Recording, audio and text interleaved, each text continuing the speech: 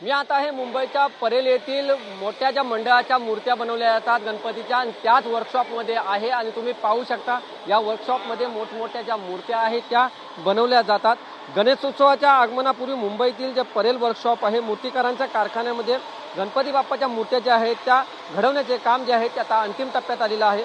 कारखान्यामध्ये शाडू माती आणि पर्यावरणपूरक मूर्तींना विशेष प्राधान्य दिले जात असून बाप्पाच्या आकर्षक आणि विशेष रूपामधील मूर्तींना रंगकाम करण्याचे काम जे आहे ते आता जोमाने सध्या जे सुरू आहे। पर्यावरण रक्षणाच्या जनजागृतीमुळे शाडू मूर्तीच्या मूर्ती पर्यावरण तयार करण्यासाठी आणि खरेदी करण्यावर कारागीर व नागरिकांचा भर दिसत आहे। बाप्पाच्या मूर्तीचे आकारकाम पूर्ण झाले असून आता बारकाईने जे त्याचे रंगकाम आणि आकर्षक दागिने सजवण्याचं काम जे आहे ते अंतिम टप्प्यात आलेलं आहे। आपल्या सोबत या संदर्भात जे आहे बोलण्यासाठी जे मूर्तिकार जे आहेत आपण त्यांच्याकडून जाणून घ्यायचा प्रयत्न करूया।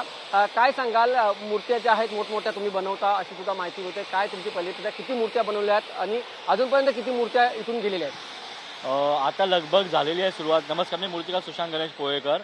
आता बघाल तर तुम्ही गणपतीची ही तयार होती आहे। ही संगमनेरला मूर्ती चालली आहे, म्हणजे भरपूरशा मूर्त्या ज्या मुंबईत आणि अशा भरपूर कानाकोपऱ्यात जात आहेत। आता लगभग चालू झालेली आहे मूर्त्यांची जायला हळूहळू। आता तुम्ही बघाल रेडी होत आहेत। किती टक्के काम पूर्ण झालेलं आहे आणि अजून किती टक्के काम बाकी आहे? कारण एक महिनाच आता उरलेला आहे, काय सांग? 70-75% काम झालेलं आहे मूर्त्यांचं आणि आता बघायला गेलं तर थोडंफार काही डिझाईन लावणे, बेसिक कामं बाकी आहेत, पेंटिंग काम चालू आहे, या सगळ्या गोष्टी चालू आहेत। कधी हे काम तुम्ही सुरू केलेलं आहे आणि किती मूर्त्या तुम्ही एकूण बनवल्या आहेत? बघायला गेलं तर सगळ्या मूर्तिकांचे काम आहे ना दसरा दिवाळीनंतर चालू होतं, पण खरं काम हे जून-जुलैच्या आसपास चालू होतं जेव्हा आपले हे मोठे मंडप बनतात गणपतीचे, त्याच्यानंतर मग काम चालू होतं। आणि त्या मूर्त्या आहेत त्या कधीपर्यंत घेऊन जातात? मोठमोठ्या मंडळाच्या ज्या मूर्त्या आहेत त्या कधीपर्यंत घेऊन जातात? मोठमोठ्या मूर्त्या ह्या 13 तारखेपर्यंत 14 तारखेपर्यंत घेऊन जातात, कारण की काय जणांचे 7 फूट 8 फूट हे रस्त्यावरती बनलेले काय होतात ते रस्त्यावरती काही मंडप असतात, तर ते परमिशन त्यांना रस्त्याचा विचार करून BMC त्यांना दरवर्षी देते। ही मोठी गोष्ट आहे, चांगली गोष्ट आहे, आणि पण या सगळ्यांचा विचार करून ते लोक रस्त्यावरती गणपती हे 13-14 तारखेपर्यंत जातात।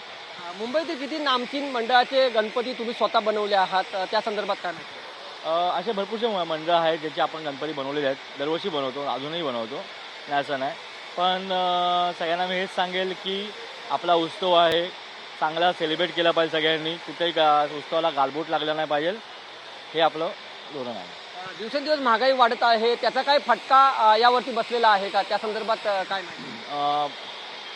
फटका तर हा दरवर्षी बसतोच, नाही असं नाही, पण काय झालं यावर्षी युद्धांमुळे जे आपले बेसिक मटेरियल येतं इको फ्रेंडली POP ते बहुतांशी भारून येतं, आपल्या इंडियामध्ये थोडं कमी बनतो माल तो, त्याकरता मग तो मटेरियल सप्लाय होतो, त्याच्यामध्ये त्या रेट सगळा वाढला जातो। त्याच्यामध्ये किती टक्क्यांनी दर यावेळेला वाढलेला आहे? 25 ते 30 टक्क्यांनी कमीत कमी रेट वाढलेला आहे त्या गोष्टीचा। साधारणतः एका मूर्तीची किंमत गेल्या वेळेच्या पेक्षा आता किती टक्क्यांनी वाढली? 30% वगैरे वाढले, कारण दरवर्षी 5 ते 10% वाढते, दरवर्षी वाढते नाही असं नाही, पण यावर्षी 25 ते 30% वाढ झालेली आहे। हे होते या परेल जो कारखाना आहे तेथील मूर्तिकार, त्यांचं असं म्हणणं आहे की गेल्या वेळेपेक्षा यावर्षी मात्र मूर्तीच्या किमतीमध्ये 20 ते 30% वाढ झालेली आहे। व्हिडिओ अमित शिगवणसह मी वैभव घाग, TV9 मराठी, मुंबई परेल।